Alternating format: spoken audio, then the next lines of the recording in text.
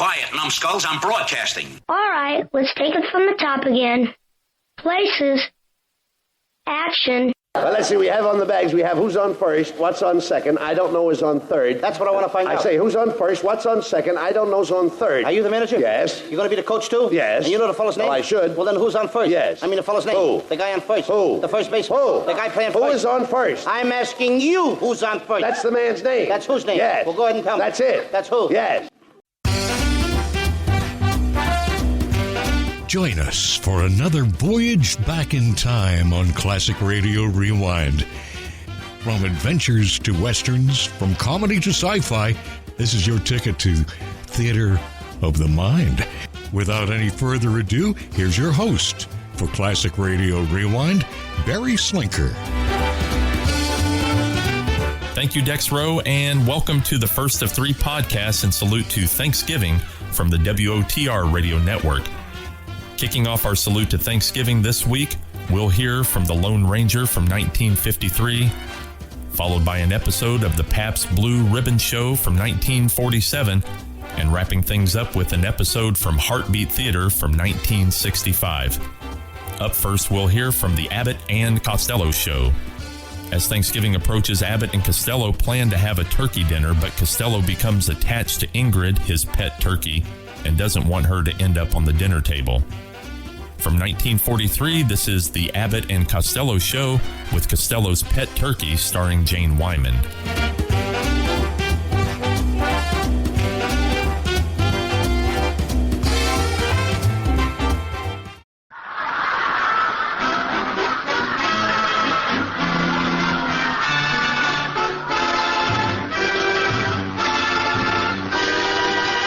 The Abbott and Costello program.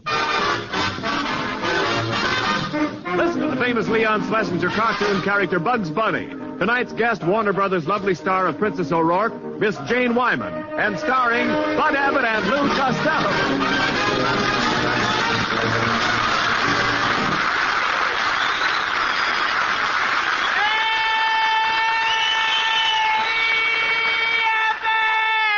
Costello, where have you been?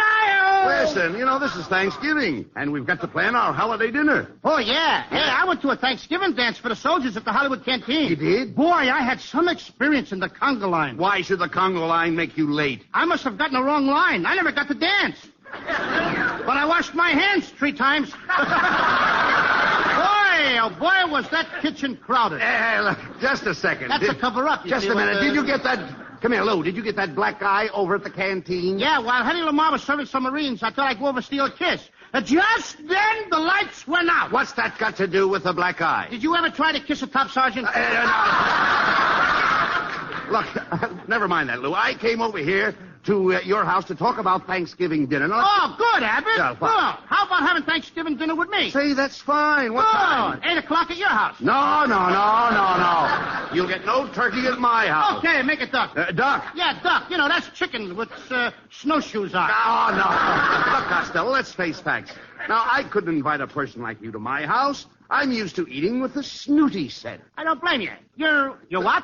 I'm used to eating with the snooty set. Snooty set? That's right. So now I ain't good enough to eat with pigs. No. I'll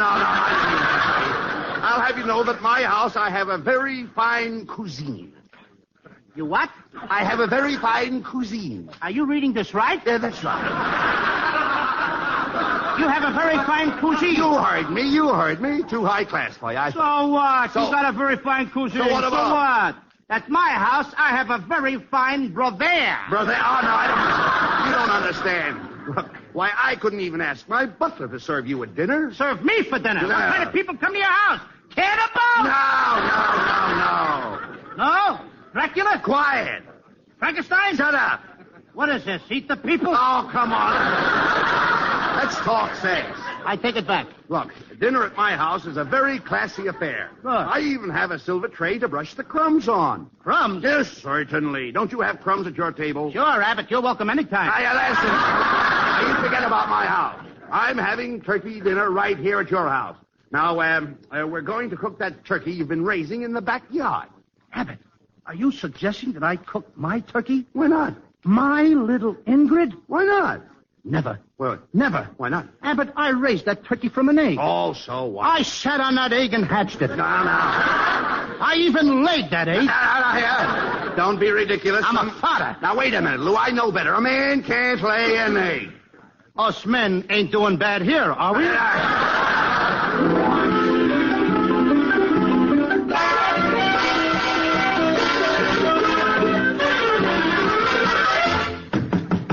Come in.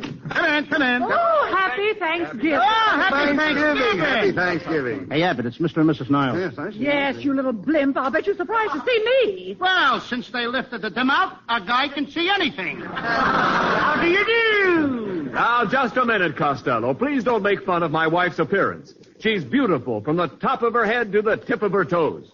She sure messed up that stuff in between. Kenneth, are you going to stand for that? Now, see here, Costello. You're making an ugly woman out of my wife. Well, she's good material to work with. Costello, that's not true. Oh, no? No. When she sucks a lemon, the lemon makes a face. Why am I insulting you? Yes. I'll say you are. How can you talk this way? Remember, Mrs. Niles is every inch a woman. Ladies and gentlemen, the statement you have just heard is a paid political announcement and does not constitute the opinion of Lou Costello. Stop. Now, look. Continue. Look, will you stop those? Paid wire. Costello. Go ahead. These people are guests in your house. I invited them here for your Thanksgiving dinner. Yes, Kenneth. Can I? Excuse me, your line. Well, Mr. Costello, Kenneth and I came here to eat your turkey. Oh, no, you don't. You ain't sinking your teeth in my Ingrid. What a lull. That turkey is my pet. Why, you overstuffed ingrate. You had turkey at our house last year. Turkey? That was a pigeon.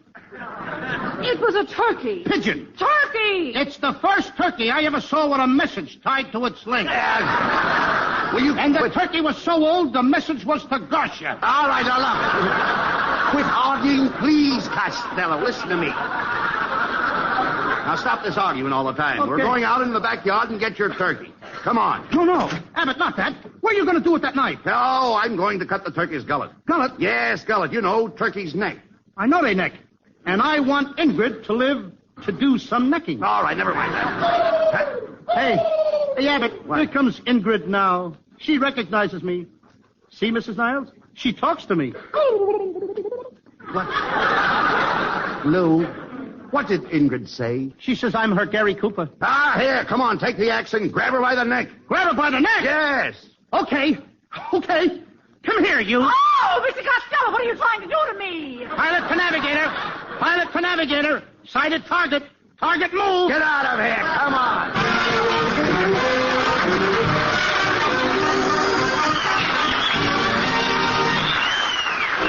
Johnny Haynes sings the bright new rhythm tune, Shoo Shoo Baby.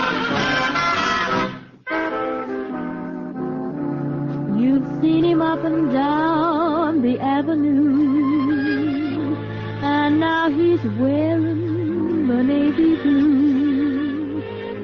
She had a tear in the corner of her eye as he said his last goodbye. Shoo, shoo, shoo, baby. Shoo, shoo, shoo, baby. Bye, bye, bye, baby. Your papa's off to the seven seas. Don't cry, baby. Don't sigh, baby. Bye, bye, bye, baby. When I come back, we'll live a life of ease. Seems kind of tough now to say goodbye this way. Papa's gotta be rough now, so he can be sweet to you another day. Shoo, shoo, shoo, baby. Don't cry, baby. Bye, bye, bye, baby. Your papa's off to the seven seas. Don't cry, don't sigh. Baby's here a-waiting for her papa. Don't cry, don't sigh. It seems nothing will ever stop her. Shoo, shoo, shoo, shoo, my baby. Shoo, shoo, shoo, shoo, my baby. Shoo, shoo, shoo, shoo, my baby. Your papa's off to 7 seas.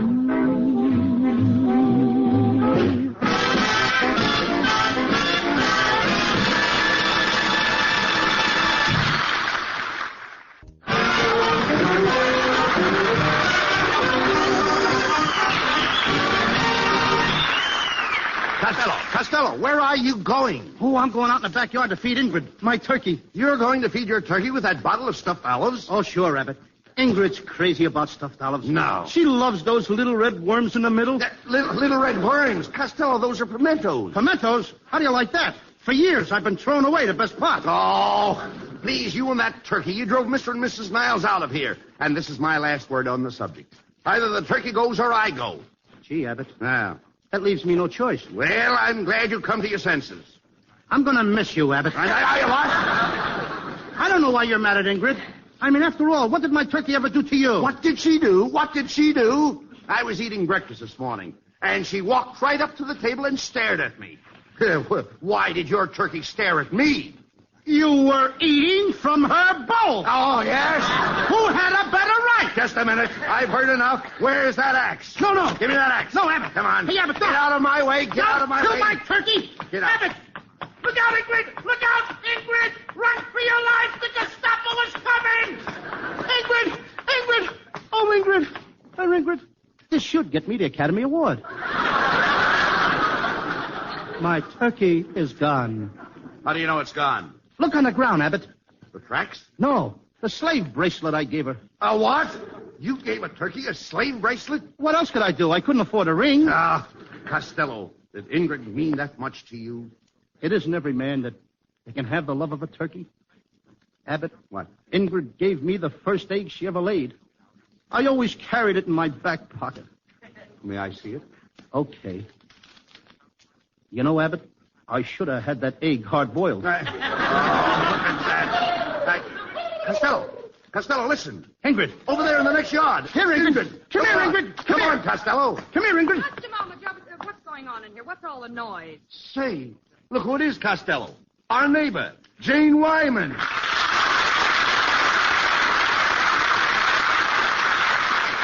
You're just the fellow I'm looking for, too, Costello. Do you know that your turkey ruined my entire victory garden? She just ate up my whole bed of radishes, and that will cost you $100. $100 for radishes? Yes.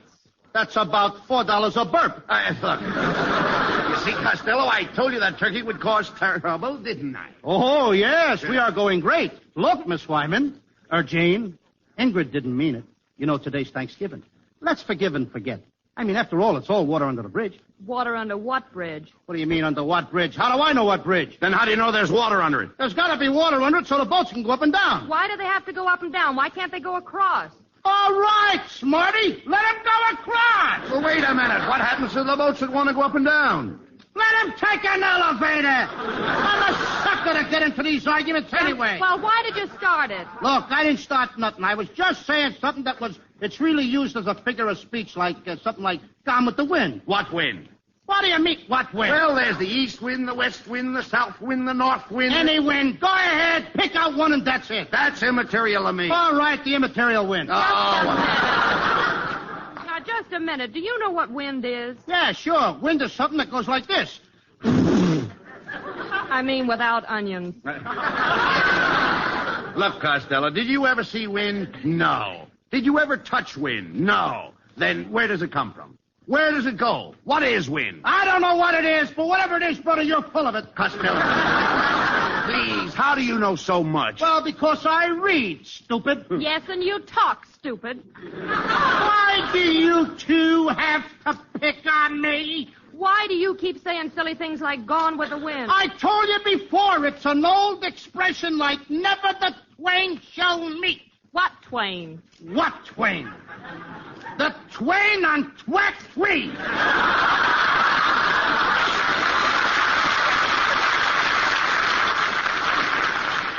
Now you got me talking baby talk. Then why don't you make yourself clear? Look, Abbott, what's the use of talking to you people? It's just like pouring water on a duck's back. Why did you do that? Do what? Pour water on a duck's back. Yes, what did the duck ever do to you? Look, the duck never did nothing to me. I mean, let's talk turkey. Why should I talk turkey? I don't like turkey. Yeah, who are you to make people eat turkey if they don't like turkey? Look, Miss Wyman, I don't want you to eat turkey if you don't want to eat it. Oh, now you want her to starve to death. All right, let her eat turkey. Go on, eat turkey, Miss Wyman. You don't stuff yourself, you glutton. No, that's fine. Now he wants me to get indigestion. Okay, I'm sorry. I didn't mean it. I'm sorry I brought it up. It's all my fault anyway. I am willing to eat humble pie. Oh, you're eating pie.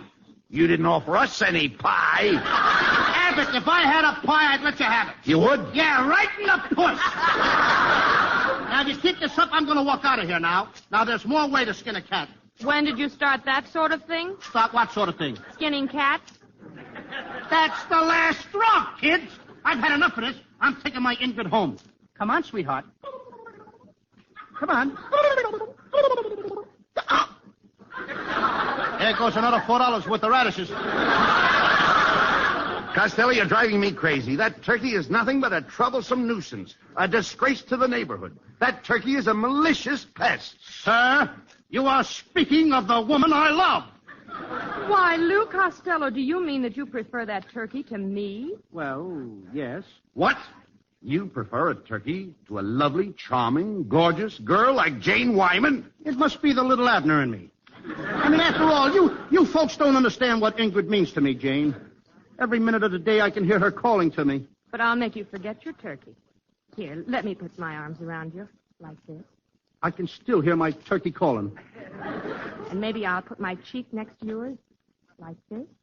I can still hear my turkey calling. And now, I kiss you tenderly.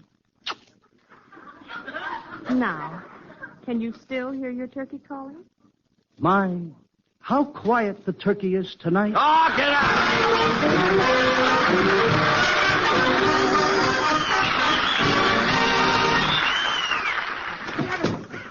All right, what's the matter? Wait a minute, take it easy now. Am I out of breath? What's the matter? What happened? My little turkey. My little turkey. What's the matter? My Ingrid. What? Gone again. Oh, that's it. Costello. My Ingrid. All right. I don't know what to say. My Ingrid has gone Look, again. I wish I could comfort you.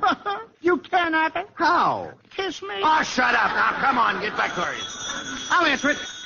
Hello. What's up, Doc? What's cooking, Hammerhead? Oh, it's Bugs Bunny.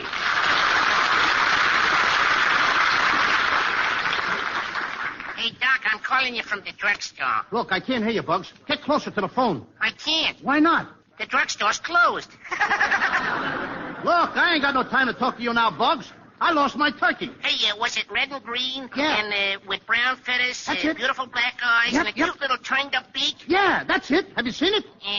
No. Then what did you call me for? You haven't got my turkey. No, Doc, but I got you a goat. Get out of here, will you, Bugs? Oh, stop wasting time, Costello. If you want to find your turkey, let's call a cop. Come on. Okay. Come on. Help, Please. Oh, Help. copper. All Hey, copper. All right, I'm coming, policeman. Are you a cop? Yes. Well, of course I am. Call me a policeman. Now, listen, no remarks, please. Hey, policeman! Now, look here. I'm a cop, and my name's O'Rourke. Did I hear someone yelling for help? Yes, officer. I'm Bud Abbott. We have a turkey missing from our backyard. We were raising it. Oh, I see you're raising some nice fat hogs, too. Take that club out of my stomach. All right. Shut up, please. Let's start looking for your turkey, please. Where do you want to go first? Come on. I'm going to start at Jane Wyman's house. Jane Wyman, the movie star? The cute little number with the trim little package with the gorgeous little babe with the, That's the dame, and stop drooling. Oh, stop arguing. Here we are. Knock on the door. Well, Is your husband home? I haven't got a husband. Oh, darn it. I always make that mistake. Used to be a nice man. Look, Miss Wyman, how come it took you so long to come to the door? What were you doing? Hiding my turkey? Well, if you must know, you caught me in an awkward moment. I was frying a couple of eggs in my kimono. That's very funny. My mother always uses a frying pan. Now, stop that, Costello. You'll have to forgive him, Miss Wyman. I suppose you think he's a perfect idiot. Oh, no, none of us are perfect. Certainly. Well, look, this isn't helping us find the turkey. What do you suggest, O'Rourke? Well, now that's easy. The three of you take one side of the street, and I'll take the other side. We'll make a house-to-house canvass. Put your faith in Patrick O'Rourke, and I'll find your turkey. Why, you couldn't find a drunk skunk in a trunk. Could you? I could if the wind was right. Oh, come on, let's go.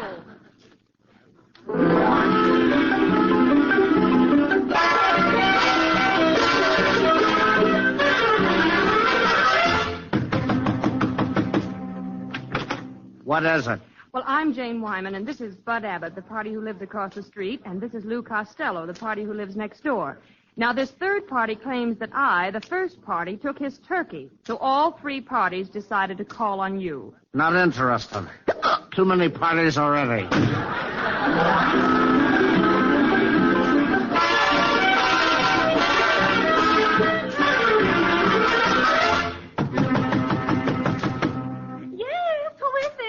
Open the door, lady. I'm looking for a turkey. Oh, I can't come to the door. I'm not fully dressed. Yes, you are. No, I'm not. Yes, you are. No, I'm not. Are you trying to make a liar out of this keyhole?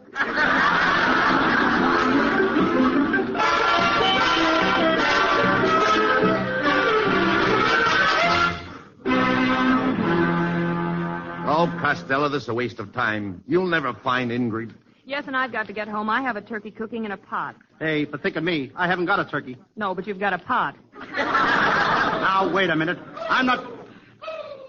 Hey, did you hear that? Hey, Abbott. It's Ingrid. My Ingrid. And she's in this house. Well, come on, let's get her. Good. Open up in there. Open the door. How do you do, everybody? It's Officer O'Rourke. Look, what did you do to my turkey, O'Rourke? It's nothing but skin and bones. Put me down. I'm Mrs. O'Rourke. Excuse me, lady. The feathers on your chin fooled me.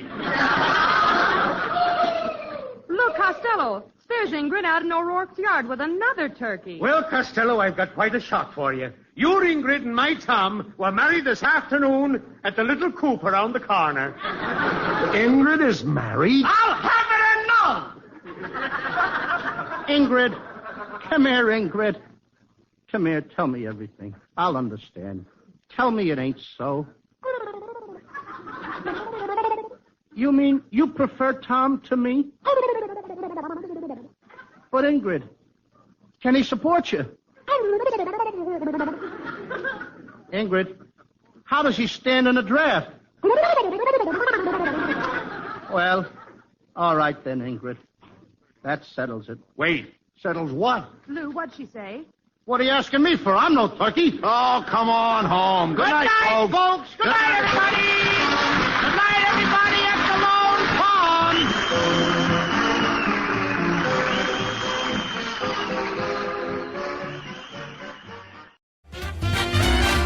That was the Abbott and Costello Show with Costello's Pet Turkey from 1943. Coming up next is an episode from Heartbeat Theater. Heartbeat Theater was a drama series sponsored by the Salvation Army, airing from 1956 to 1985. So we hope you enjoy this rare Thanksgiving episode. From November 21st, 1965, this is Heartbeat Theater with Wind at Thanksgiving.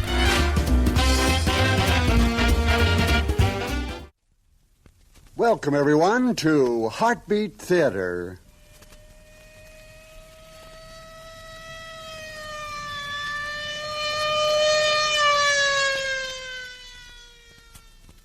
This is the sound of trouble. It will strike relentlessly with unerring accuracy at all men everywhere in the world sometime in their life. To meet its challenge, wherever it strikes, whatever its nature, an ever-vigilant corps of men and women stand ready to do battle, the soldiers of the Salvation Army, with heart to God and hand to man.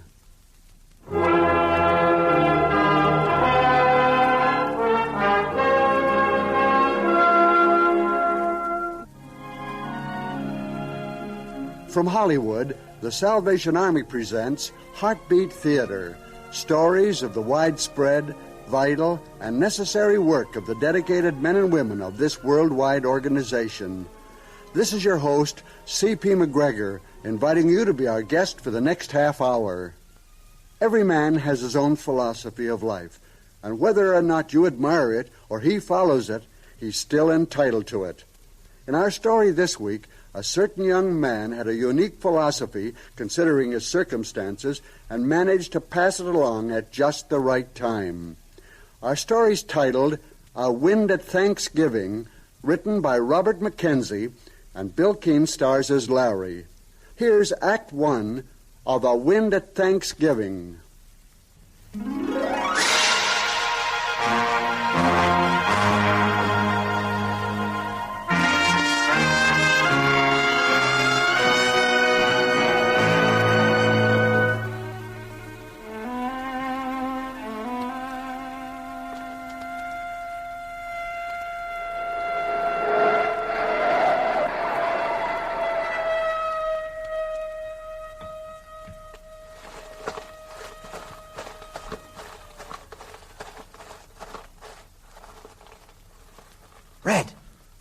Red, over here. We're safe for about half an hour. We gotta split up. You know this town? No. Neither do I. All right, you're on your own. Now, whatever you do, stay out of sight.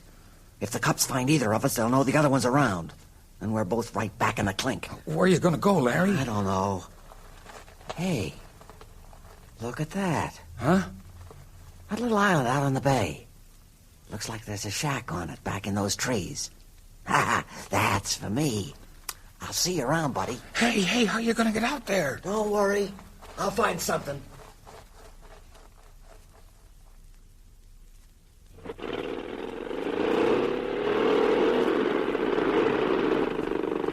Hey, you! Bring back that boat! I'm back here! You hear me?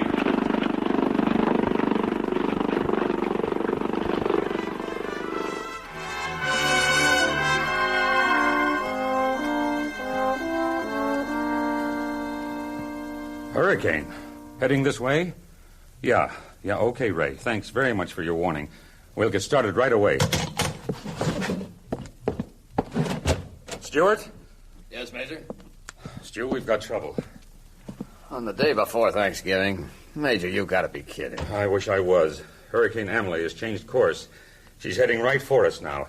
We've got about 8 hours before she hits the coast with 120-mile-an-hour winds. Holy smoke, and we're the coast. Right, so we've got to move fast. All those home league ladies baking turkeys in the kitchen have got to be sent home. They'll be evacuating this area, and they'll want to go home and get ready. Right. Then get Joe to help you and get all the cooked food down into the basement. We're far enough away from the water that they may want to shelter some people here, and we can take about 50. I'll get hold of Major Landrum at Men's Social. The evacuation people will need all the trucks he can spare and his mobile canteen unit. How about blankets, cots? We got enough for about 10 or 12, that's all. Good thought. I'll call Ted Myers at the department store, and he'll give us anything we need. Right. Major, just how bad could this be? Pretty bad. These winds could tear up this town in a minute, at least down by the waterfront. Anything exposed to that force is as good as gone. We better get started. That's right. Now, they're going to broadcast warnings on radio and TV, but a lot of people won't be listening. The police will be going door to door, but they won't have time for everybody, and the Salvation Army's been asked to make house calls in the areas nearest to them. I'll get started on that right now, and you get busy with the rest. Okay, Major, right away. But it's a heck of a way to spend Thanksgiving.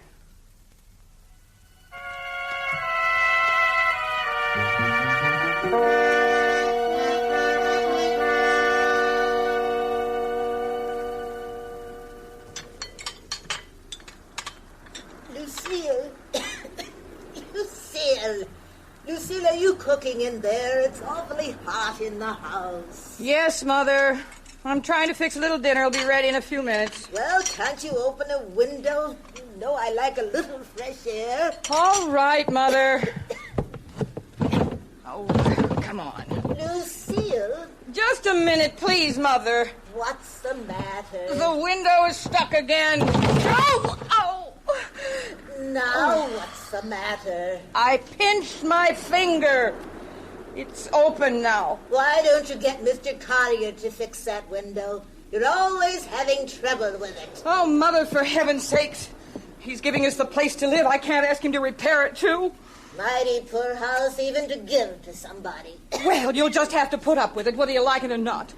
It's all we've got until I get enough put away to pay rent somewhere else.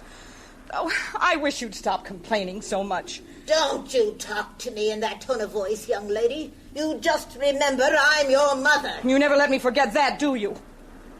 Oh, I'm so sorry, Mother. I keep forgetting you're sick. Nice of you to remember that once in a while. Most of the time you don't know I'm around. Why don't you save all that complaining for Major Duncan? He said he'd be by today sometime with your Thanksgiving turkey. Yours, too. I notice you eat enough of it. How do you like being a charity case for the 4th straight year? Lucille. I'm sorry, Mother, but I'm just fed up. Work, and what do you get? Barely enough to make ends meet. A broken-down old house and nothing works right. I can't even have dinner without somebody else's help. Oh, dear, you needn't take it out on Major Duncan. No, I'm not. It's just that I'm sick of always being on somebody's handout list. Well, if you'd get a better job. But I can't. Look at me. What kind of a job can I get at my age? Oh, the dinner.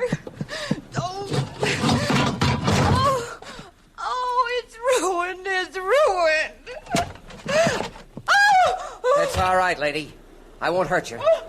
But I got a gun and I don't want any trouble.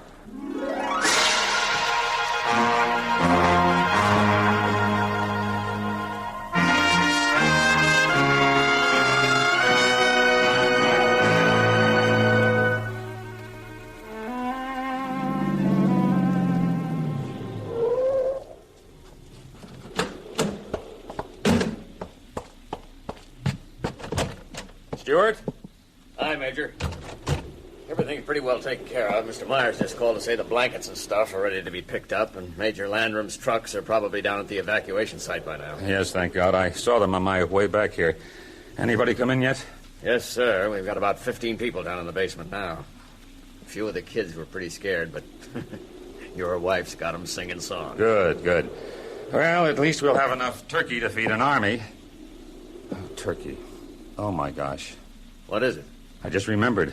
I was supposed to take one out to the Finleys out on Sand Island. I wonder if they know about this storm. You mean that sour-faced old gal and her crabby mother? Well, that's an unfortunately accurate description, Stu, but they're still deserving of help for all that. This wind could blow their little island right out of the water. Well, the turkey's out, but you better call them about this hurricane. Well, I have no phone. Got a radio, I think, but there's no telling whether they're listening or not. I pray they are. Yeah. Wind's coming up a bit. Pretty rough out on that bay now. Yeah. That little motorboat Collier gave them is the only way they can get back and forth. And they always land at Fred Geller's dock. I'd better give him a call and see if they've come in yet.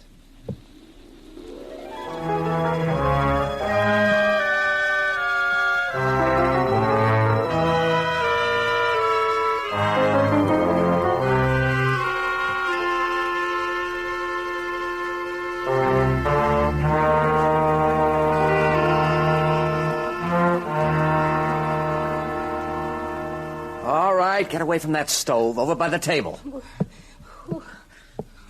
Who are you? You alone here? Is that the Major, Lucille? Who's that? It's my mother. Look, what do you want? Tell her to come out here. She can't.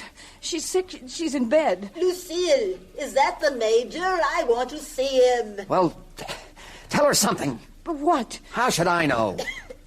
Lucille, what's going on out there? If that's the Major, I want to see him.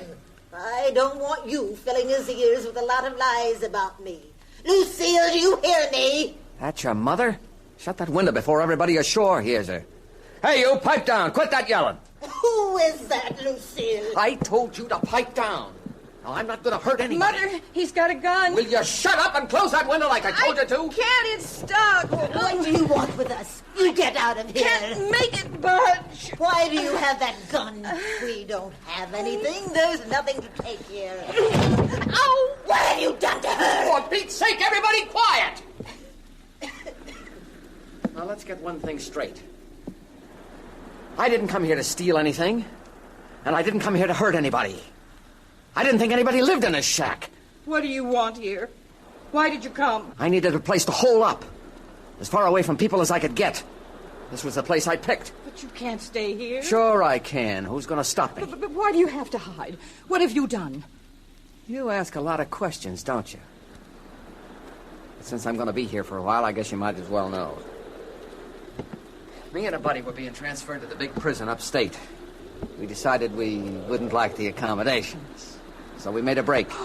We both went our separate ways, and I ended up here. And I'm going to stay here until I think it's safe. How long? If all this carrying on I just heard is a sample of what goes on in here, not very long. 3, maybe 4 days. You don't worry about it. Just think of me as a house guest.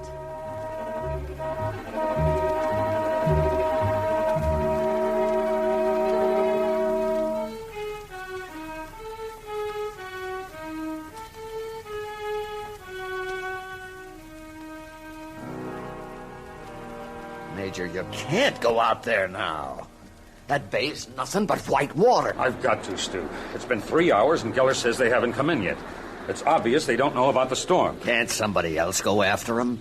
The Coast Guard or somebody? Why should you go? You're needed here. I called the Coast Guard, and they can't get a boat out there inside of an hour and a half. As for my going out there, I've got an oath to live up to, with heart to God and hand to man. God's got my heart, Stu. My hand's available to anyone in trouble. And those women are in trouble. You and my wife can manage just fine till I get back. It shouldn't take more than an hour. Major, please. You'll be swamped before you get halfway there. I've got a prayer that says I won't. Plus a goodly number of years handling boats out in that bay. Tell my wife where I've gone and keep an eye on things. I'll see you later.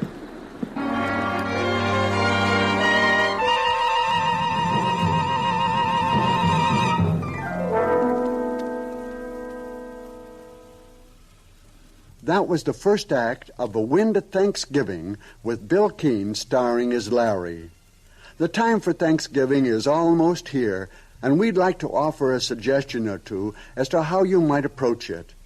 Take a few minutes off this Thanksgiving and have a good look at your bank balance of life.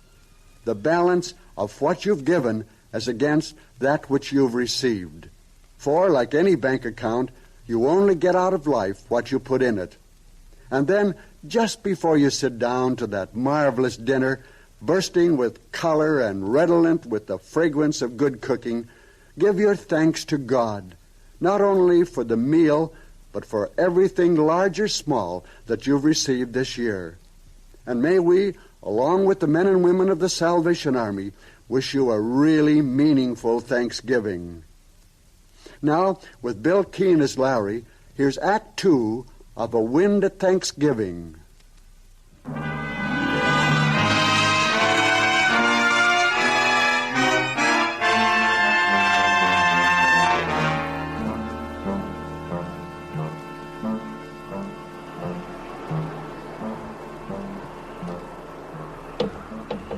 Looks like I got here just in time, huh? Wind's kicking up quite a fuss. I wish you'd never come. Everything's gone wrong. Just everything. Oh, come on. Stop your bawling, will you? You look like you could use some company. Not yours. Just trying to be friendly. So you got anything to eat around here? Bacon and eggs, maybe? You're hungry? I've been hungry all my life, lady. But right now I'm starving. Hey, what was that you were cooking up when I came in?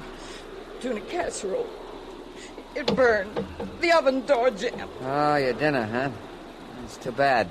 I like tuna. It's cheap. So what? It's food, isn't it? Why don't you fix some bacon and eggs? We'll all have dinner. We have little enough in this house. So be grateful for what you got. Get busy. Don't you order me around. Look, if you stand around all night crying, we'll all be miserable. Relax. Take it easy. We can all sit around the table and be friendly for a while, huh? Yeah. That's better. Hey, Mom. How come you're sick? What's the matter with you? None of your business. Just trying to show a little interest. I'd only be interested in your leaving. Lucille, that's your name? Yes. How come you live here? I mean, why'd you pick this place? What's the matter with it? Well, nothing. It just seems to be so far away from everything. My employer let us have it. It's his. Uses it during the summer. Your boss, huh? Well, that's nice of him. Not a bad place. If you like living in a shack. Oh, it's not so bad. You got a little rent problem, huh? That's none of your business. Oh, take it easy. It's nothing to be ashamed about. Happens to a lot of people. Look, it'll work out. You're lucky you got a boss who'll give you a place like this. Some place. It's a dump. Nothing works. Just takes a little fixing. Maybe after dinner I'll have a look around. Straighten out a few things. Why should you? Why not? Gives me something to pass the time. Besides, you're feeding me for 3 or 4 days. The least I can do. I bet you get a great view from here on a clear day. I've never noticed. Well, why not? Why bother? Oh, for Pete's sake, what kind of a life do you live anyway?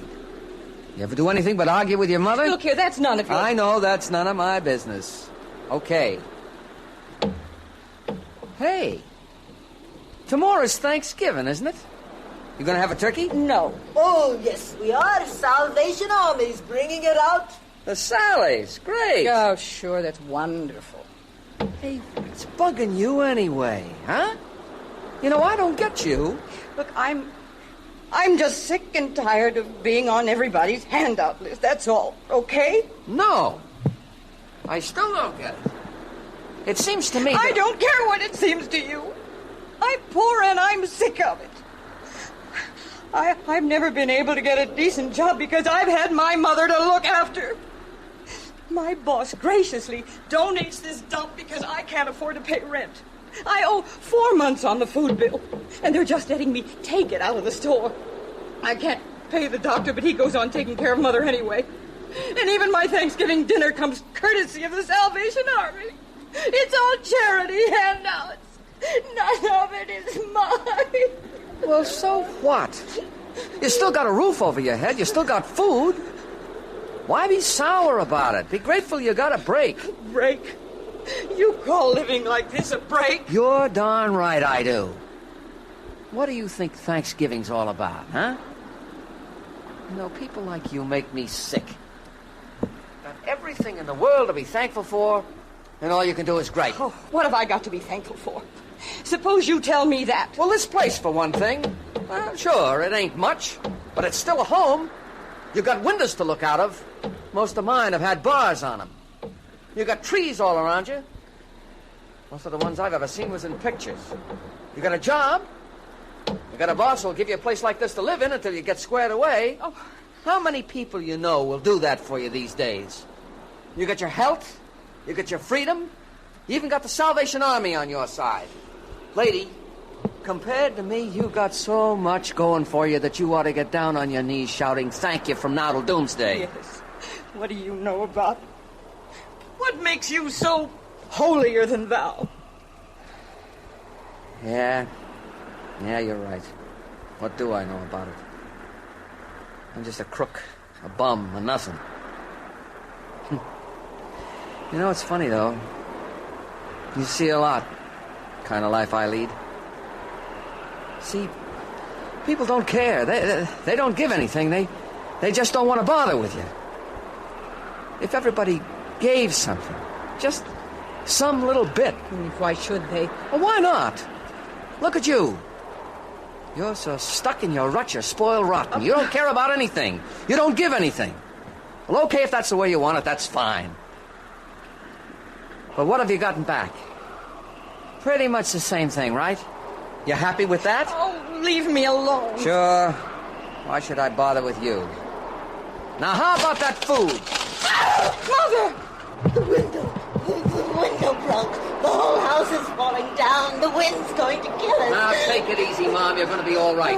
Better take her in the other room. This wall looks like it's about to fall in. Come on, Mother. You got a boat? Yes. You better take the old lady and get ashore while you can still make it. This looks like a hurricane. I can't. You've got to. The bay's rough, but you can still make it. Go on now. But what about you? Never mind about me. I'm not going back there. I'll make out. But you'll be killed. Well, what's that to you? Now get. What happened? What happened? Are you hurt? Beam fell on my leg. I think it's broken.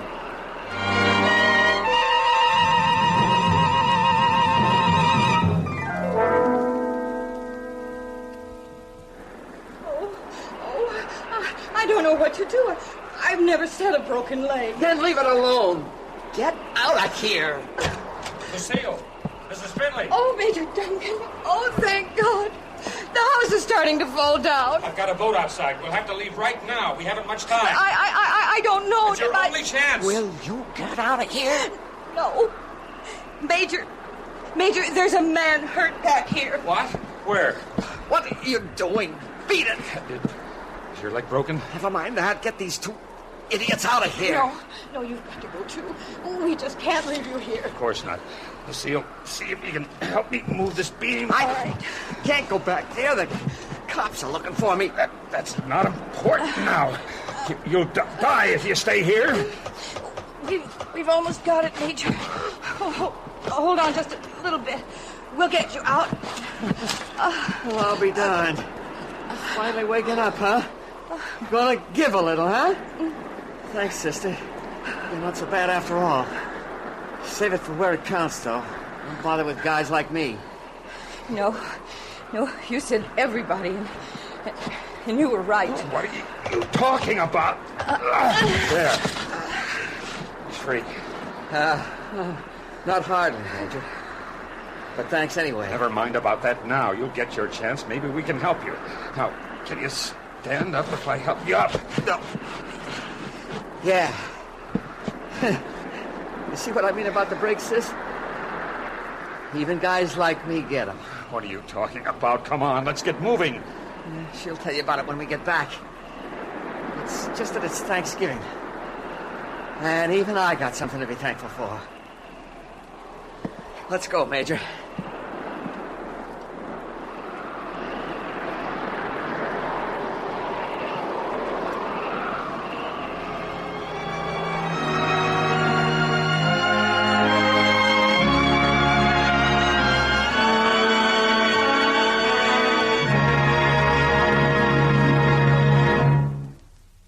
And there's the final act of A Wind at Thanksgiving, starring Bill Keane as Larry. Also heard were Lynn Allen, Grace Leonard, and Frank Gerstle. Be sure to be with us again next week for another Heartbeat Theater story, a presentation of the Salvation Army. Heartbeat Theater is produced in Hollywood and broadcast overseas through the worldwide facilities of the United States Armed Forces Radio and Television Service.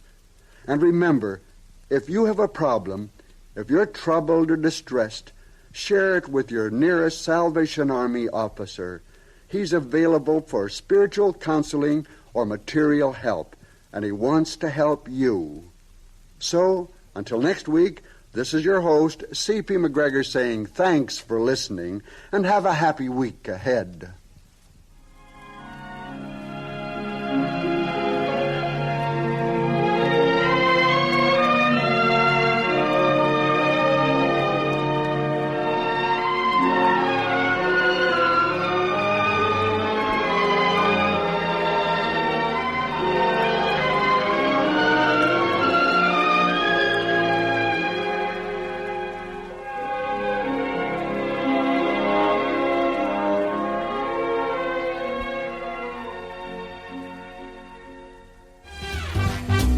That was Heartbeat Theater with Wind at Thanksgiving, as originally heard November 21st, 1965.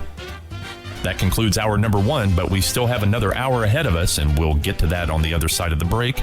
Classic Radio Rewind will return right after these messages.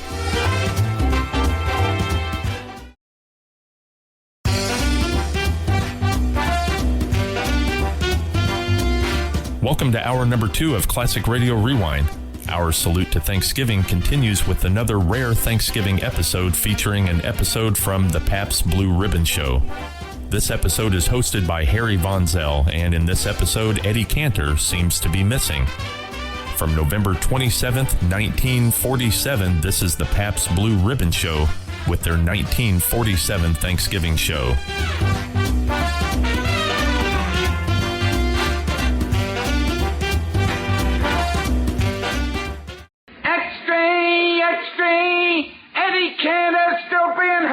my kidnappers! Hey, boy, give me a paper, please. Yeah. Thanks. Very interesting. Eddie Cantor's still missing. Sponsor has no hope. Of course not. If he had hope, what would he want with Cantor?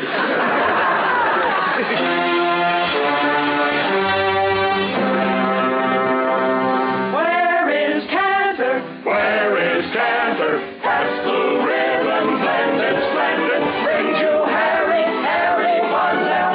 Who needs Cantor? Pabst Blue Ribbon Beer proudly presents Cookie Fairchild's Orchestra, Bert Gordon, the Mad Russian, and the star of our show, me. Harry Martell.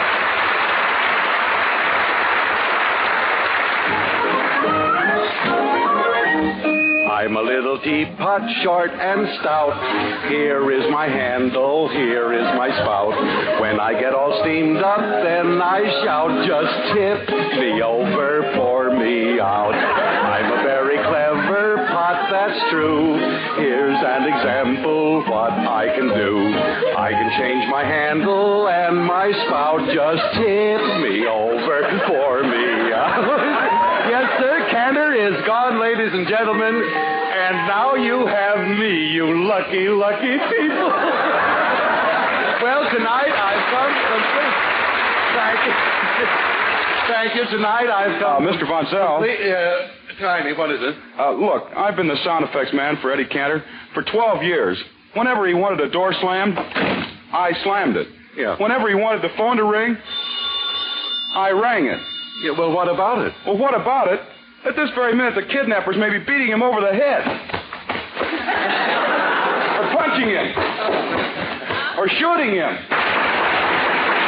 Or throwing him against the wall. Or kicking him downstairs.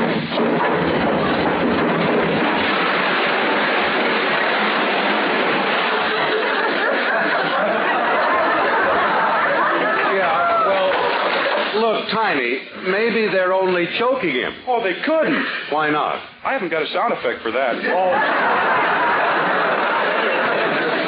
Anyway, I think what you've done to Mr. Cantor is terrible. What? Here we are, all stuffed with Thanksgiving turkey, and poor Eddie Cantor isn't here. Wherever he is, I wonder if he had Thanksgiving dinner. I wonder. Cantor. Yes, Babyface Moore? We've been holding you for ransom for 3 weeks. This is the end. I know. Couldn't I have a wing or a leg instead?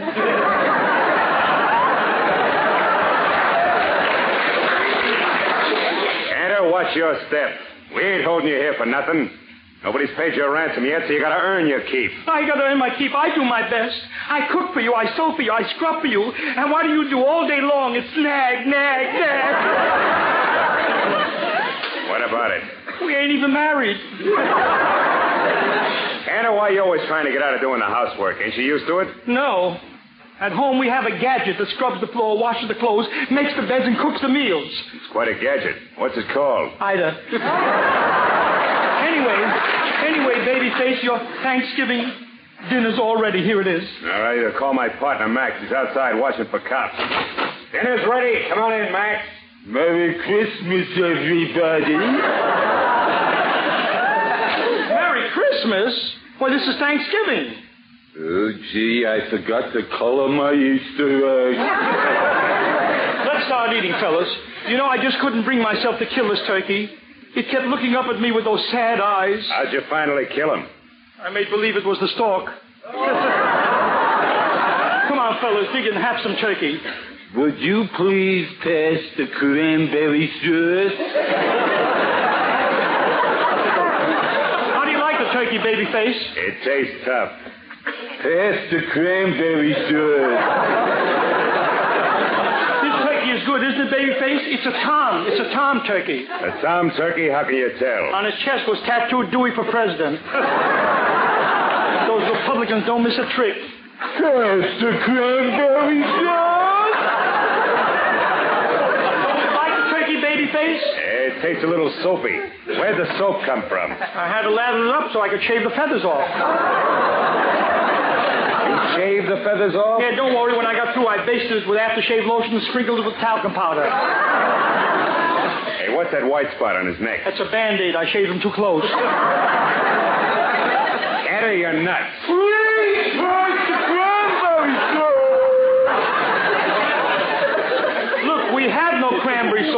keep saying, pass the cranberry sauce.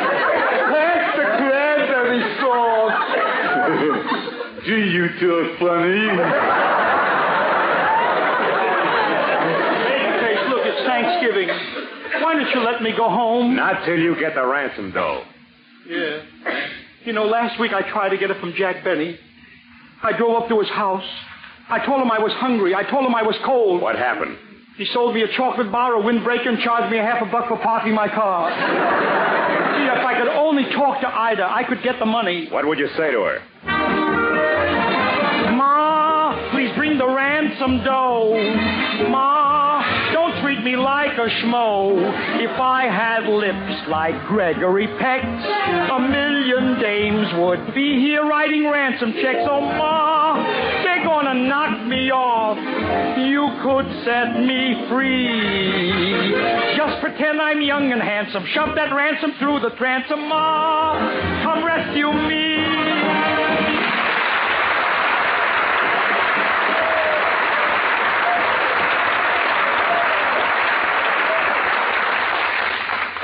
Nix on that stuff, Cantor. And I don't like that singing either. You don't like it. That's how I sing on the radio. Haven't you ever heard me? Nah, us gangsters don't listen to the radio. There's nothing on it that interests us. No? Say, how many gangsters are there in this country? Well, including the guys in stir, about 3 or 4 million. 3 or 4 million? There must be that many in Los Angeles alone. Look. And you say they never listen to the radio? Say, there's a whole new audience there. Sure. Hey, why don't some smart guys set up a network just for crooks and convicts? Give them the kind of programs they'd be interested in. Sure. Well, of course. Let's see. We could have Portia Faces Life with time off for good behavior. A date with the jury. John's Other Knife.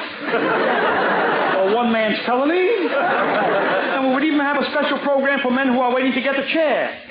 General Electric House Party. But they don't use the chair all over, you know. In some states, they hang you. That's no problem. For them, we'll have Swing and Sway with Sammy Kaye. That's a very intriguing idea, Cantor. I wonder what the whole thing would sound like. Suppose I show you.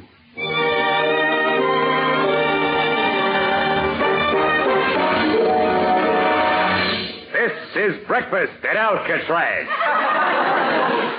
Convicts, do you wake up in the morning with that hemmed-in feeling?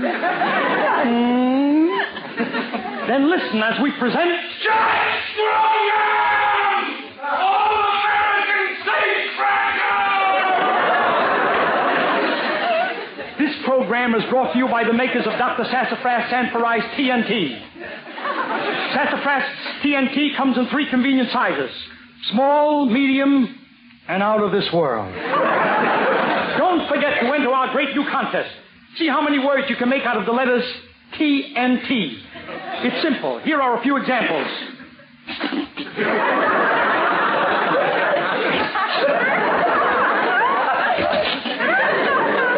And there are thousands more. So enter immediately. And now here is today's episode of Jack Strongarm, All-American Safecracker. You will remember that yesterday when we last saw Jack in his cell, his wife had brought him a mixmaster, and he was going stir-crazy. Today we find Jack with the warden. Come on, Jack. Your reprieve was denied. Sit down in this chair now, and I'll put the straps on you. All right, Warden. Goodbye, Warden. Goodbye, John. The rest of this program will come to you by electrical transcription.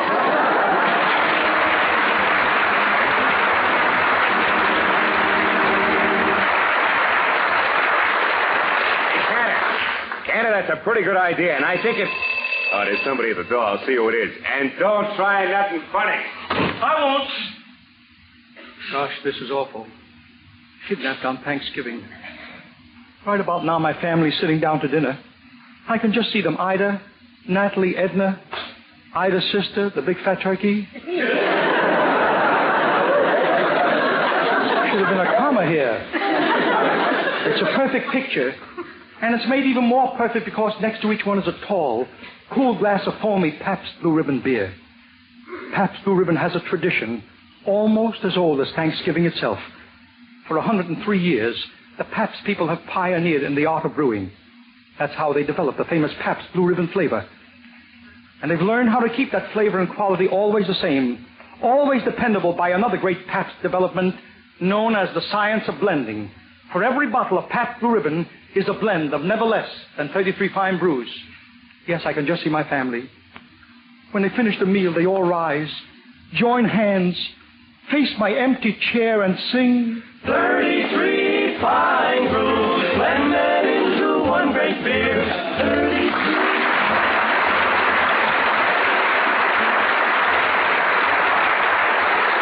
Oh, yeah.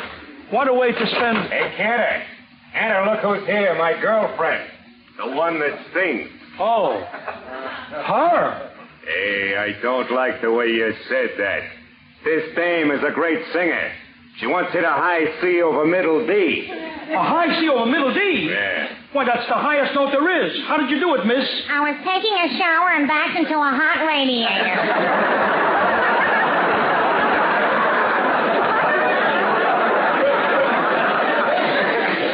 Anyway, I gotta go out and she's gonna watch you. Honey, you know Cantor. Sure. Hello, Schlemiel. How do you feel? Hildegard, honey, here's a gat.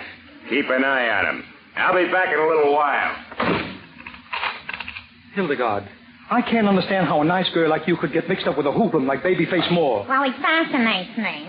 He's so educated. Why, hardly a horse runs anywhere in the country that he don't know the on. And what manners. He would never think of slugging me without first removing his brass knuckles.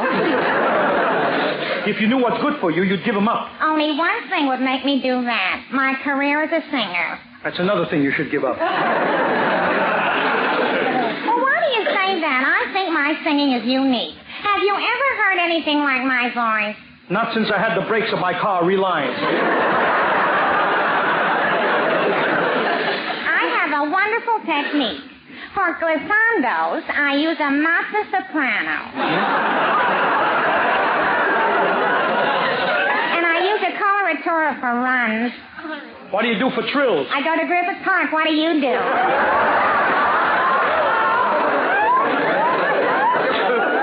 I do the same. Look, Hildegard.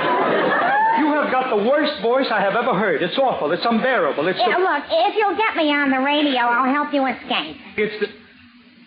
Hildegard? Yeah? Your voice just changed. Will you really help me escape if I get you on the radio? Yes, I'll audition for you right No, now. let's get out of here. You can audition later. No. All right, I'll listen to you, but hurry. Oh, gee, thanks. Mr. Cantor, I'm going to dedicate this song to you. I wish I didn't love you so. My love for you should have faded long ago.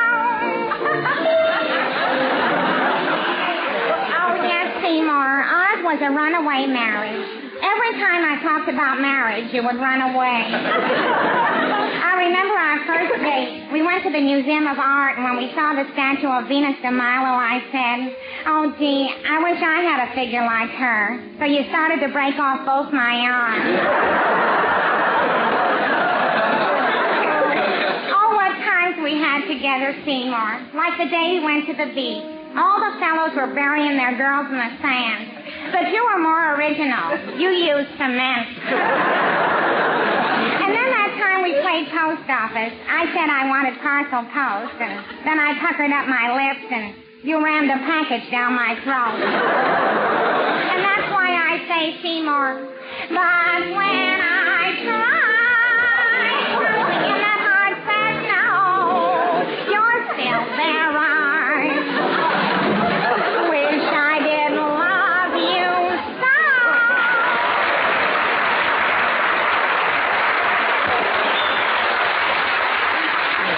Did you like that song, Mr. Cantor? It came right from the heart. Yeah. Might have come from the heart, but it took a few detours. Come on, let's get over to the studio and I'll put you on my program. Yeah, well, just in case you're thinking of double-crossing me, I've got a gun. And I know how to use it.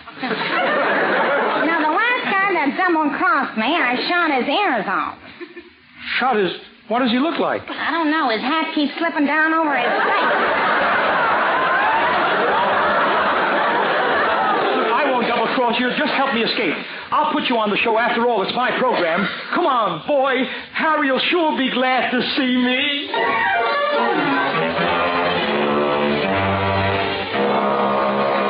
Folks, for those of you who just tuned in, you are listening to the Harry Von Zell Pabst Blue Ribbon Show, starring that scintillating new comic, Harry Von Zell. And I would like at this time to sing a little number dedicated to my dentist. I saw you last night and got that old filling.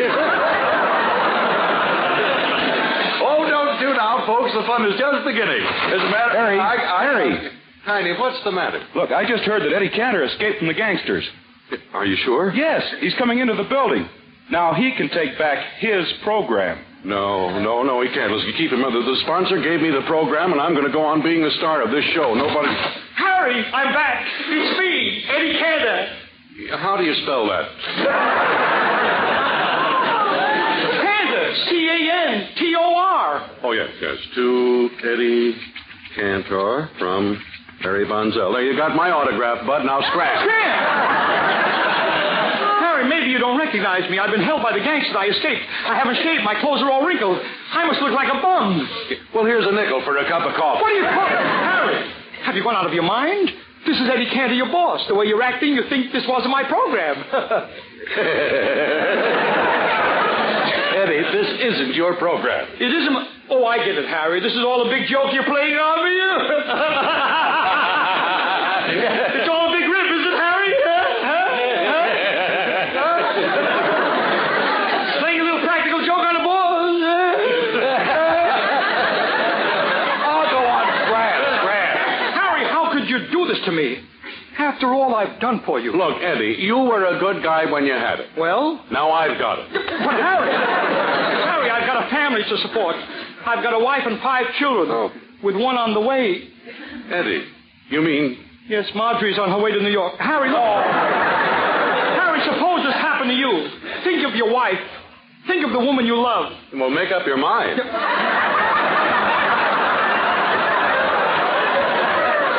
Harry, I'm not going to be proud. I've got to work. Maybe you could find a little job for me on the show. I'll work for anything. All right, I'll pay you what you paid me. You wouldn't dare. Why, you still... Harry, there must be something I can do on the program. Wait a second. Now that you're the star of the show, you'll need an announcer. I've got an announcer. You have? Well, who? How do you do? Why, it's Bert Gordon, the mad Russian? Russian, you're a radio announcer? Most absolutely. I just finished broadcasting a program for the Apex Dry Cleaning Company. What kind of a program can you do for a dry cleaning company? Spot announcements. No, the Russian has a lot of experience in radio. You are so correct. I have broadcast in every country in the world. Russia, United States, France. Go on. There's more. What, there's more? Stop it, will you? As a matter of fact, I was supposed to broadcast a program for General Benny. General Benny? You call a General Benny? His name is Myers.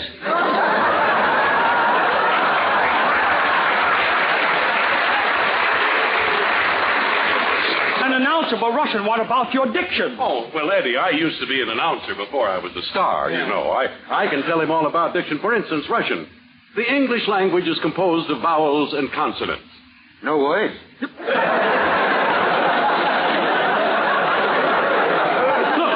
I'm going to test your diction. Very well. Here is a simple speech exercise. How now, brown cow? Come again. How now, brown cow? Pretty full. White bull.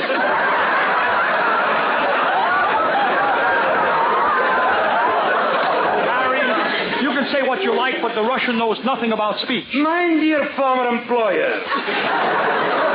I will explain you the whole process of speech. Explain.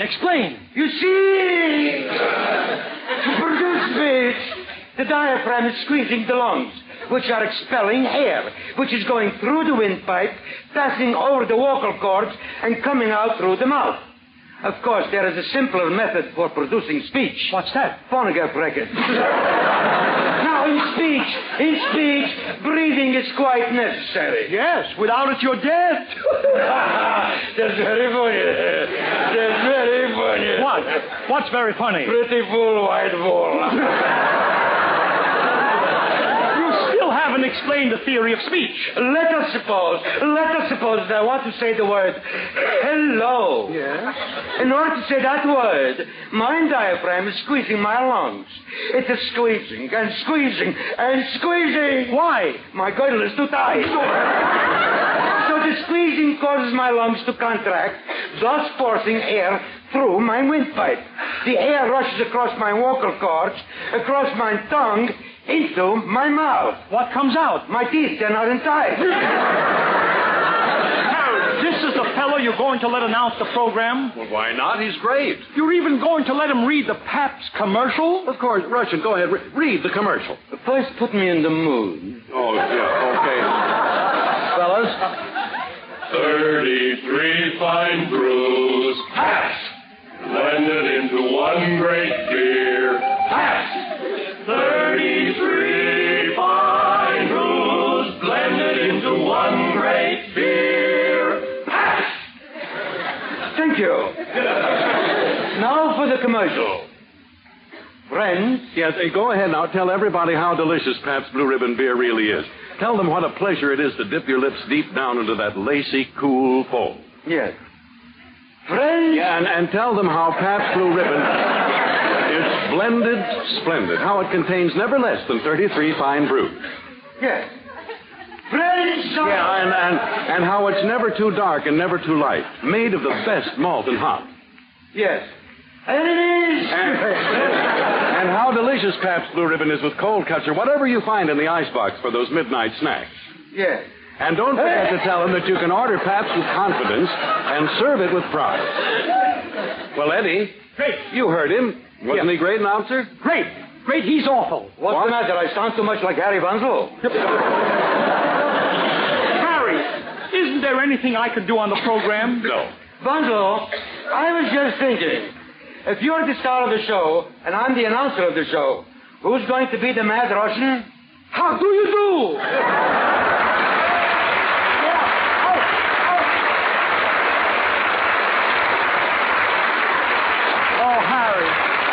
Harry, please, you can find a spot for me on this program. You and I are old friends. Why should we quarrel? Let's bury the hatchet and pass the peace pipe. Pass the peace pipe? Sure.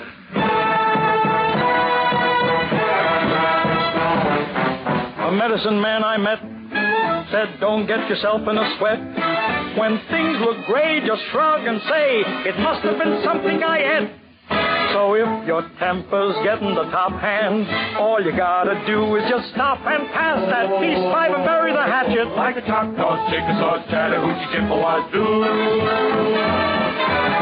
If you're feeling mad as a wet hen, mad as you can possibly get, then pass that peace pipe and bury that tomahawk like those Kitchenex, Cherokees, and Fultifex do. Don't be cranky. Try to use a little restraint. Hold that hanky and wipe off all that war paint. And if you find yourself in a fury, be your own judge and your own jury. Pass that peace pipe and bury that hatchet like the Choctaw, Chickasaw, Chattahoochee, Chippewas do. Pull your ears in. Try to use a little control. When the all clear's in, you'll be top man on the totem pole. So if you wanna be an all right guy, not a long-faced blues in the night guy, write that apology and dispatch it. When you quarrel, it's grand to patch it. Pass that peace pipe and bury that hatchet like the Choctaws, Chickasaws, Chattahoochees, Chippewas, and those Chichemex, Cherokees, and Fultifex, and those Chicoutamis, Chempachets, and Chickapees, Chochos, Changos, Chattanooga, Jicaros, pass that peace pipe and make the world good as new.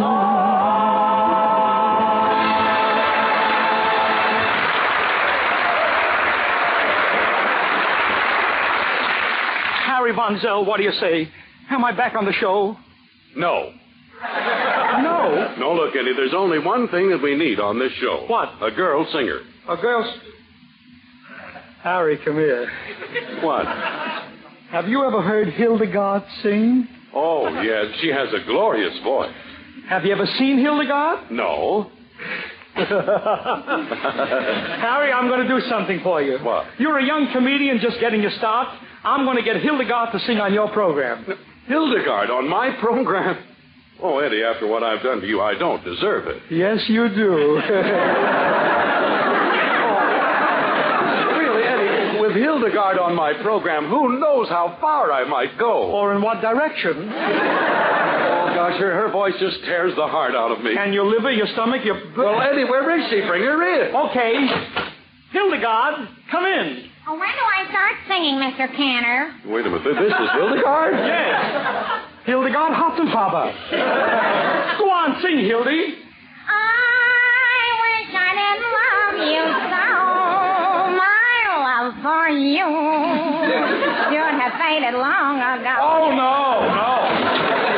Don't nobody move. It's Babyface Moore. So, Candy, you thought you'd get away from me, huh? You'll pay for this, and stealing my moll, too. You don't understand. I was trying to put her on my program. Yeah, if that's the case, why ain't she singing? That fat guy don't like my voice. That's right, that fat guy. Now, wait a minute. That's me. What are you going to do about it, fat boy? Oh, well, I'm going on a diet. You're going to go with me. I was only going to take Cantor, but I can handle you, too, fatso. Now get going, both of you. Get going.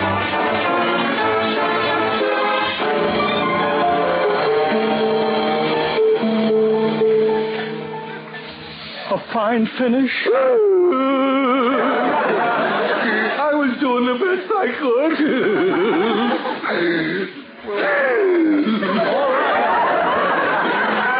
You certainly fixed us both. Well, I'm sorry. Here we are. Now both of us are locked up in this old warehouse, and Pabst has no radio program. Hey, that's right. All they can do now is put on a half hour of silence. It could turn out to be the most popular program on the air. Wonder what they are doing. Let's turn on the radio and see. I'd love to sing Thursday with you. Oh, no!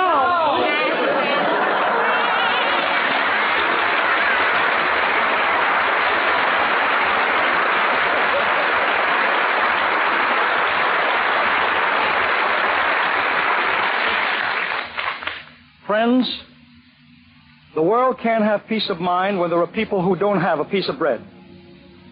Today is a feast day for us, and we're lucky, because millions of Europeans of all religions have nothing to swallow except their pride. We've got to feed the starving. Either we send food to feed or men to fight. Any Gold Star mother will tell you she wishes her contribution could have been food.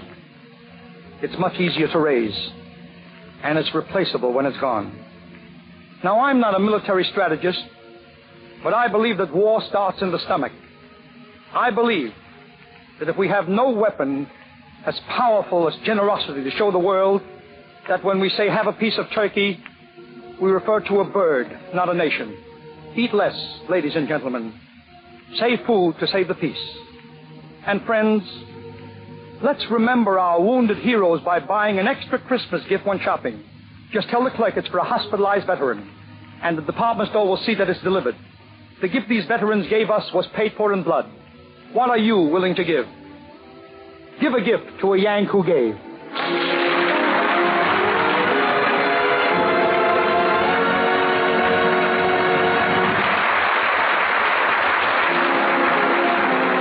Program is brought to you by the Pabst Brewing Company of Milwaukee, Wisconsin, Newark, New Jersey, and Peoria, Illinois. Written by Jay Summers and Jess Goldstein, produced and directed by Vic Knight. And sent your way with the best wishes of the Pabst Blue Ribbon dealers from coast to coast.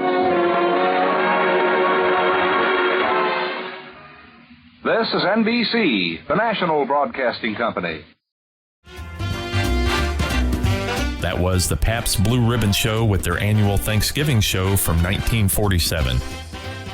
And closing out this week's show is an episode of The Lone Ranger. The Lone Ranger and Tonto arrive in Modoc City just in time for Thanksgiving.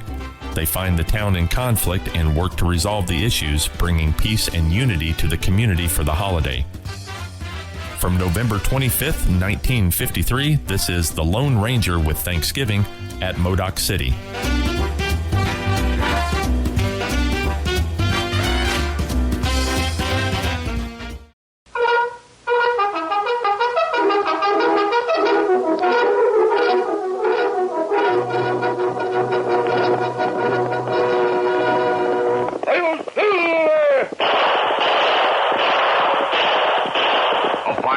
With the speed of light, a cloud of dust, and a hearty hi-yo silver.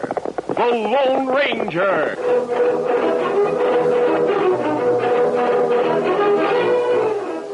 Before this exciting adventure, a word from our sponsor. General Mills, makers of Cheerios, the ready-to-eat oat cereal that gives you go power, and Wheaties, the breakfast of champions, present by special recording, The Lone Ranger. Cowboy Tom is a boy of 6. He knows all kinds of cowboy tricks. He can rope a steer because he knows he's got go power from Cheerios. Yes, he's got go power. There he goes. He's feeling his Cheerios. Cheerios. Cheerios. You bet, Cheerios, the oat cereal that needs no cooking. Every delicious spoonful of Cheerios and milk is real muscle-building food. Each spoonful contains vitamins, minerals, and proteins your body needs. Yes, the good things in a Cheerios breakfast do good things for your body. Help you have healthy nerves, good red blood, strong bones, and muscles. And besides giving you go power, Cheerios is downright wonderful tasting. That toasted oat flavor is really something. And when you add milk and your favorite fruit, say some sliced bananas, you're in for a delicious breakfast treat. Get the whole family off to a good start every morning with Cheerios. Then you'll hear people say, he's feeling his Cheerios.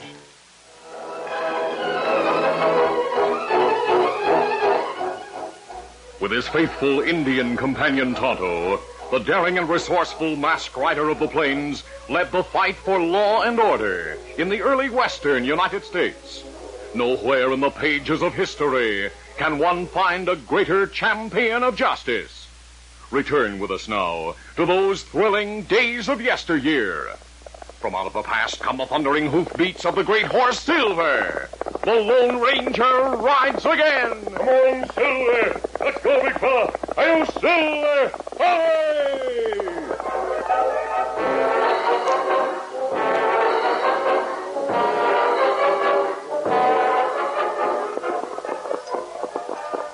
Early one afternoon in late November, the Lone Ranger and Tonto were traveling east toward Modoc City, where they planned to meet the masked man's teenage nephew, Dan Reed. How soon Dan reached Modoc City, Kimasabi? Late Wednesday night, Tonto. Oh, that day before Thanksgiving. Yes, he'll have a holiday from school. Oh, it's plenty good to spend Thanksgiving together. It'll be good to see him. Oh, me miss Dan. Yes, so do I, Tonto. You say word, Dan be glad to stay with us, not go back to school. I'd like that even more than Dan would. But I want him to get an education. Gunfire sound, make it come from State's Trail. We'll see what it means. Come on, Silver.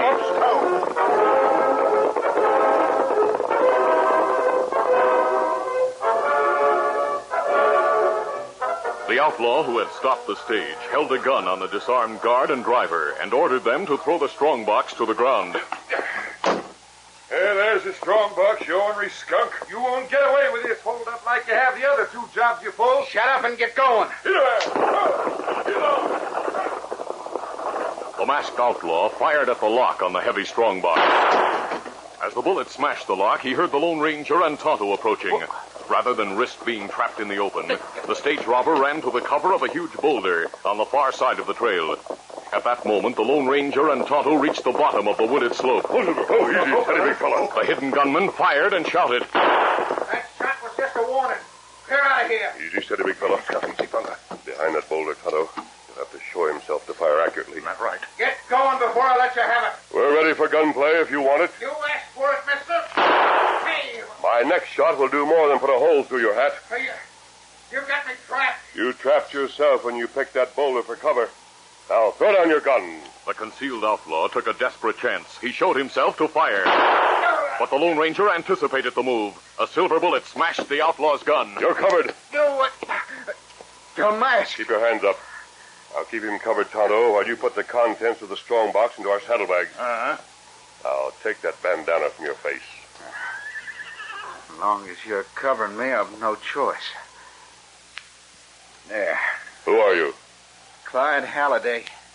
Money and gold in strong box, Kemosabe. Me put it in saddlebag. When you're finished, we'll tie Halliday's hands and take him to Marshal Fraser in Modoc City. There's no price on my head. You'll not get anything for turning me in. You've a crime to answer for. I have a 15-year-old brother to take care of. Where are his parents? Killed in an engine raid when Bobby was 2. I'm sorry. He doesn't know about me turning crook. I don't want him to know any more than you would if you were in my place. Is he in Modoc City? No, he's at my cabin in Doonesville. We'll try to help him. You expect me to believe that? You not worry about boy. Lone Ranger make promise to help him, and him keep word. Don't try to tell me this masked gent's the Lone Ranger. Me tell truth. Him Lone Ranger. I don't believe it. Well, whether you do or not, we'll try to help you and your brother. Now, Tonto, tie your hands, and we'll help you mount and start for Modoc City.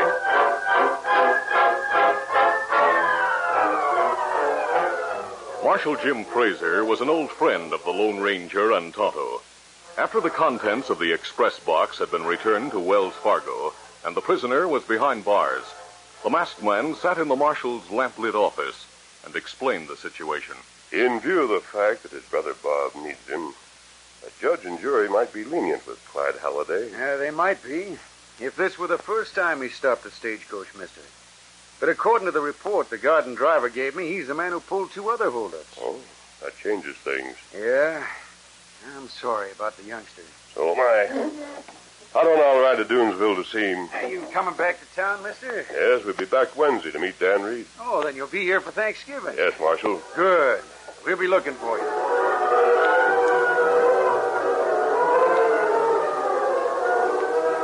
Two days later, the Lone Ranger and Tonto reached the small railroad town of Doonesville, some distance west of Modoc City.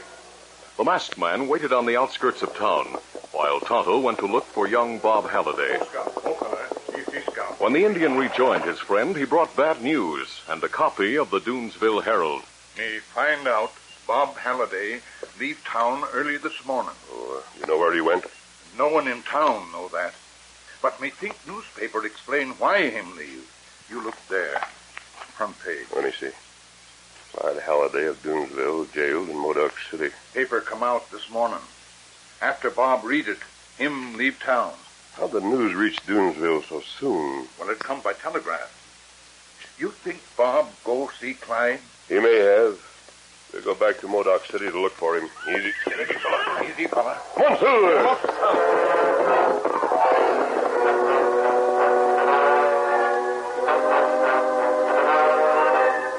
Mid-afternoon on the day before Thanksgiving, the masked man and Tonto reached the hills above Modoc City. The Lone Ranger sent Tonto to town to make inquiries about Bob Halliday, unaware of the fact that the 15-year-old boy was already in the community. Deeply troubled by his brother's capture, Bob went to the jail with a small derringer concealed in the sleeve of his jacket. Assuming that the Lone Ranger and Tonto had brought him to town, the marshal greeted Bob warmly, then took him to Clyde's cell. Call me when you're through talking, Bob. Oh, yes, sir. I'll come and let you out. Bob, how'd you find out I was here? I read it in the Herald. How'd they get the news? I don't know. You shouldn't have come, youngster. I had to come, Clyde. I wanted to ask you if it's true. Uh-huh. What it said in the paper about you being a crook. You're not, are you? Of course not, Bob. It's all a mistake. I'll be out soon. You can get out now. My derringer. It's loaded, Clyde. I brought it from home. Didn't the marshal search you before he let you see me? No. No, here, Clyde. I'll need a horse to get away from here. I rented one for you at the livery stable. It's at the hitch rack outside with mine. Good boy. Now call the marshal. A few minutes later, Marshal Jim unlocked the cell door to let Bob Halliday out. There you are. The boy left the cell. Then... Now I'm coming out. What? Where'd you get that gun? I gave it to him. I'll keep him covered, Bob. Take his gun. And we'll tie and gag him and lock him in the cell.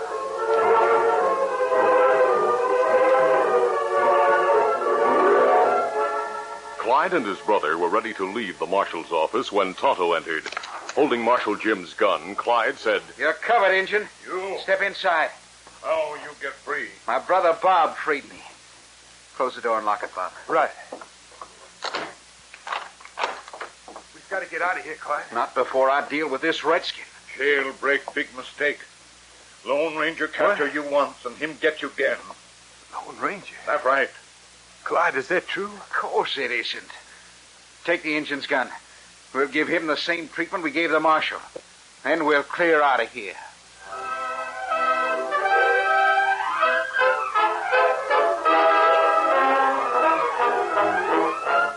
We'll continue our Lone Ranger adventure in just a moment. All over the country, in every direction, how you doing is the question. And here's what the happy people have to say. Eating our Wheaties and doing okay.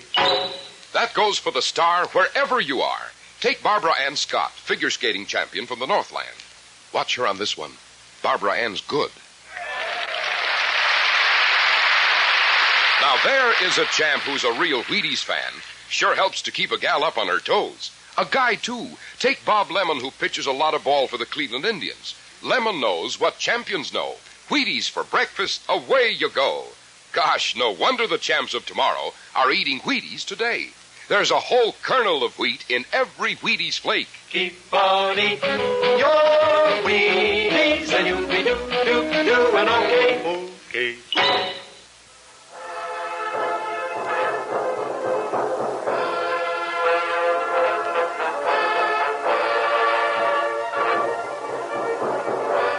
Now to continue.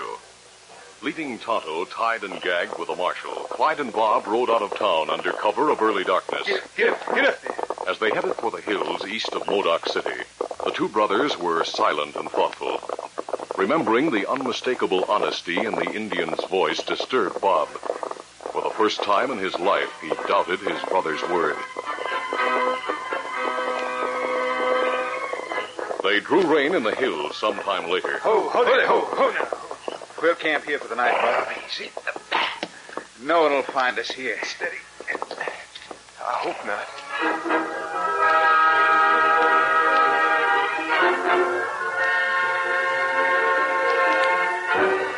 In his eagerness to see Dan Reed as soon as possible, the Lone Ranger left his camp in the hills and late that night entered Modoc City.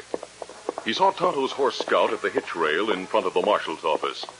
As he drew rein, he heard muffled shouts from inside the darkened building. The masked man dismounted quickly and hurried into the office. Get us out of here! He found a lamp on the marshal's desk. As he struck a match to light it, Marshal Jim called from the cell block. Back here in the cell! Let us up! Just a moment, Marshal Jim. Kimasabi. Hello, what happened? Halliday's brother Bob came here.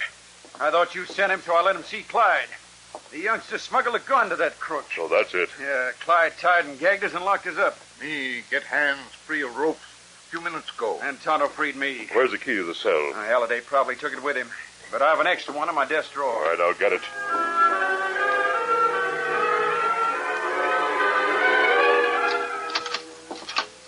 When the door was open, the Lone Ranger asked, How long have you been here? 3 or 4 hours.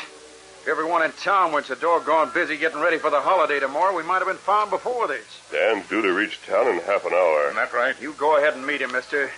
I'll go after Halliday and his brother. The reunion with Dan Reed was a happy one.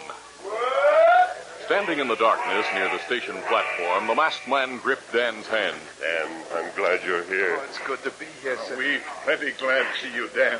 Before I left the East, I had a letter from Ma Hain. She said you left Victor at the Henry House stable. Me go get him now. We'll wait for you, Tonto.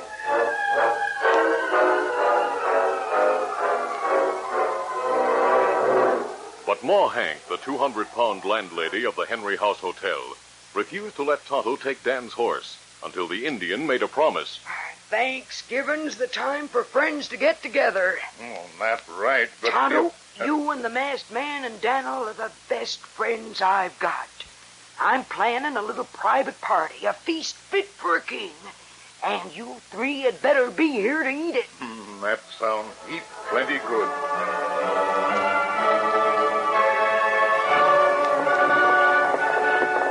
Oh, Scout. Oh, Victor. When he rejoined his friends, Tonto told Dan and the Lone Ranger what Ma said. I'll bet Ma's Thanksgiving dinner will be fit for a king. Would you like to accept your invitation, Dan? Well, I want to be with you and Tonto, sir. Then we'll all go to Ma's place for dinner. Fine. Now we'll head for camp easy. Easy, big fella. One, two, Let's count. Come on, Victor.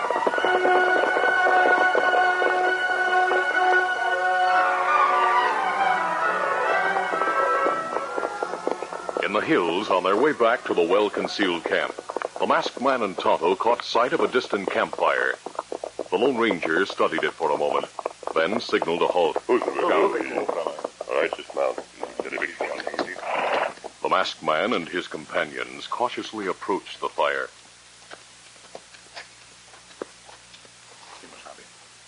You look and face a fella near fire. Clyde Halliday. Bob Halliday with him. Are they friends of yours? Halliday broke out of jail in town then. Oh, Clyde lied to Bob. Tell him framed for stage robbery. It'd be better for the boy to know the truth. And that's what me think. It not good young boy travel with crook, dodging law. Come on. Neither Clyde nor Bob were aware of their presence until they stepped into the firelight. What? Don't reach for your gun, Clyde.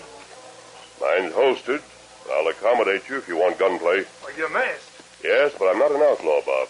Are you the Lone Ranger? That's right. I figured that Indian was telling the truth. He tell truth, Bob. I've heard the Lone Ranger uses silver bullets in his guns. Without replying, the masked man slipped a cartridge from his gun belt and handed it to Bob, while Tonto watched Clyde. For a moment, the boy studied it. It is silver. Bob, Why didn't you tell me the truth, Clyde? I didn't want you to know about it. You couldn't have concealed the facts indefinitely, Clyde. You was bound to learn the truth sooner or later. Maybe so. You're not the first man to make a mistake, and you'll not be the last. Now, if you go to jail, pay your debt to the law, and go straight when you get out, you'll be all right. I wanted to take care of Bob. I have a good friend in Modoc City who'll be glad to take care of him till you're free. Who's that? Ma Hank, the owner of the Henry House Hotel. Don't reach for your gun, Halliday. Ho, hold on, boy. Hello, Marshal Jim. Where'd you come from, mister? We were on our way back to our own camp when we saw Clyde's fire. Yeah, I've been following his trail, but I lost it. I was riding through the hills trying to pick up his tracks again when I saw the fire. How are you, Marshal Jim? Oh, fine, Dan. Easy, steady, boy. Keep your hands clear of your holsters till I take those guns, Clyde. Don't worry, I'll not try a fast move. I know it. I'm licked. You're not Vic, Clyde. I'm sorry about this, Bob. Clyde, just promise me things will be different when you get out of jail. Different? Promise me you'll stay on the Lone Ranger's side of the law. I'd promise anything if I thought you wouldn't hold things against me, partner. Let's shake on that, Clyde. Thanks, Bob. Gosh, I guess I'm in trouble, too, for helping you bust out of jail. That's right, youngster. From now on, you'd better not let me catch you carrying a gun. Bob, while the marshal takes Clyde back to town, why don't you spend the night in our camp? With you and Tonto? And Dan Reed. Gosh, I'd like that. Is it all right with you, Marshal Jim? Sure, if you say so. We'll bring Bob to town with us tomorrow. We've an appointment with Ma Hank for Thanksgiving dinner. Good enough, mister. I'll see you at the Henry House.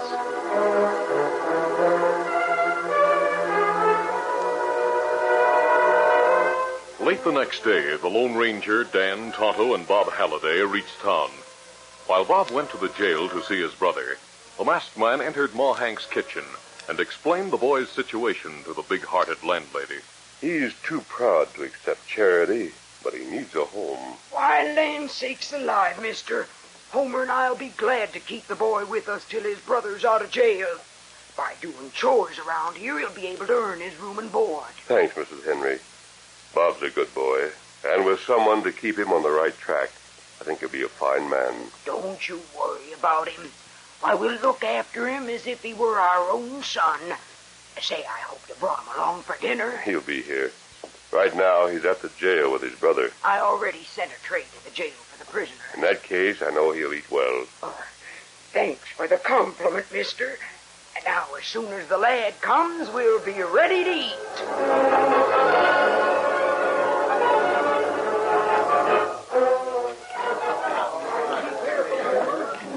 When Bob arrived at the hotel, the Lone Ranger took him to the dining room and introduced him to Ma Hank and Uncle Homer, who sat at the large table with Tonto, Dan Reed, and Marshal Jim.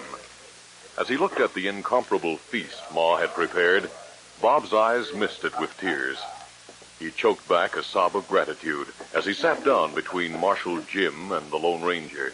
I'm glad to see you, Bob. Now, I want you to eat hearty when we start. Gosh, thanks, ma'am. I'm mighty hungry. Friends, I'm mighty happy we're all together. Now, mister, Yes?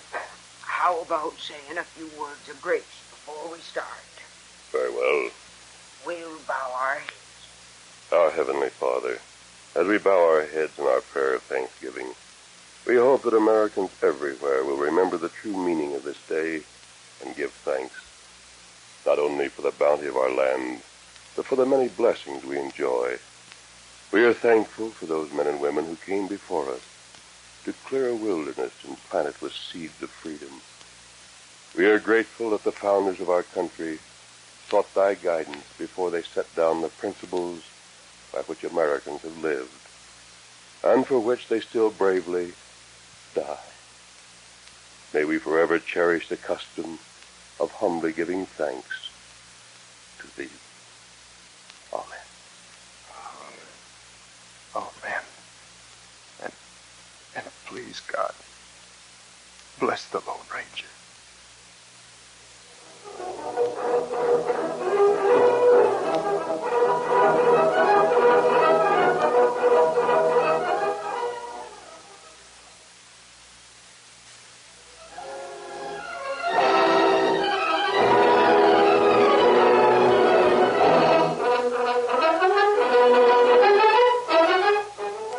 The Lone Ranger, a copyrighted feature of the Lone Ranger Incorporated, is produced by Trendle Campbell Muir Incorporated.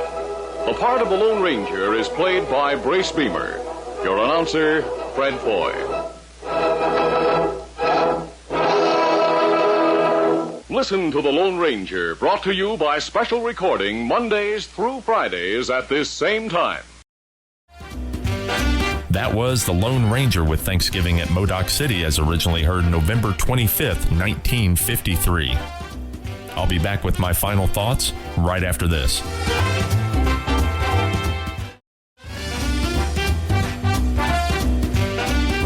Welcome back to Classic Radio Rewind. Save the date for Wednesday, November 27th, and join Old Time Radio USA for our annual Thanksgiving celebration. Starting the day before Thanksgiving at 6 p.m. Eastern Time, embark on a nostalgic journey with our classic Thanksgiving episodes. As you gather with loved ones, let these timeless tales fill your holiday with warmth, laughter, and a touch of history. From heartwarming family dramas to hilarious comedies, we've got a lineup that will make your Thanksgiving truly special. So, bring out the pumpkin pie, get cozy, and tune in to Old Time Radio USA for a Thanksgiving celebration like no other. Share this delightful tradition with friends and family and relive the golden age of radio together. It's the perfect way to create lasting memories and enjoy the holiday spirit. The fun begins the day before Thanksgiving at 6 p.m. Eastern Time, so join us. And with that, brings this Classic Radio Rewind to a close. We thank you for listening and join us next week for another great 2 hours of old-time radio as we continue our salute to Thanksgiving. So, for Classic Radio Rewind and the WOTR Radio Network, this is Barry Slinker saying goodbye for now.